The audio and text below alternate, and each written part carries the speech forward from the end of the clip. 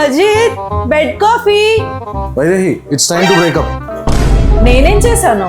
ఆ ఊహ బాగానే ఉంది కానీ బ్రేకప్ నాతో కాదు, బెడ్ కాఫీతో. కానీ ఎందుకు? బెడ్ కాఫీ లవర్స్, ఈ రీల్ సేవ్ చేసుకోండి. 4 reasons from 4 years how coffee harms your teeth. First, enamel week అవుతుంది. మార్నింగ్ లేవగానే నోట్లో ఆల్రెడీ ఎసిడిటీ ఎక్కువ ఉంటుంది. అలాంటప్పుడు మనం బ్రష్ చేయకుండా కాఫీ తీసుకుంటే అది డైరెక్ట్ గా ఎనామిల్ అనే ప్రొటెక్టివ్ లేయర్ ని డ్యామేజ్ చేస్తుంది.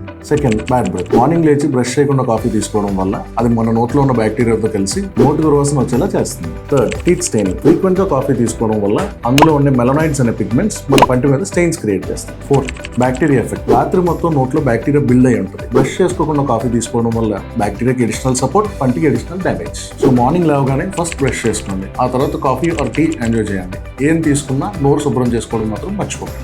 అలాగే ఇలాంటి యూస్ఫుల్ టిప్స్ కోసం మా పేజ్ని ఫాలో చేయడం కూడా మర్చిపోకండి.